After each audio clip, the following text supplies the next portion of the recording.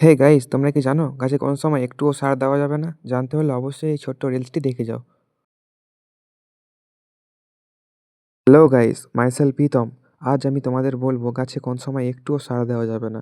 গাছে যখন দেখবে কুড়ি চলে এসেছে, তখন গাছে একদম কোনো প্রকার সার প্রয়োগ করবে না। যদি সার দেওয়া হয় গাছে, তাহলে গাছের ফুলের কালারটা নষ্ট হয়ে যাবে আর গাছের গ্রোথের দিকে মন দেবে। তখন সঠিক সিজনে ফুল নাও পাওয়া যেতে পারে। উদাহরণ হিসাবে আমার এই বেবি ডল ফুলের গাছটাকে দেখো, একদিক বেড়ে গিয়েছে, একদিকে ফুল আছে। কেন এই হয়েছে? কারণ আমি একে সার দিয়েছিলাম।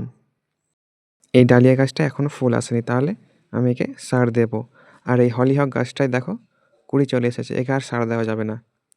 তারপর দেখো এই চন্দ্রমল্লিকা, এই চন্দ্রমল্লিকা ফুলের গাছটাকেও আমি আর সার দেব না।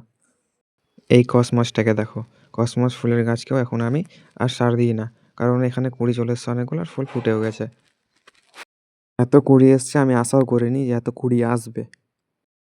আর এর কালারটা দেখো কত সুন্দর। এই গাঁদা গাছটাকে দেখো, এত ফুল এসছে, মানে আমি কল্পনাও করতে পারিনি। তাহলে আজকের জন্য ছিল এইটুকুই। আবার পরে দেখা হবে। ততক্ষণের জন্য গুড বাই।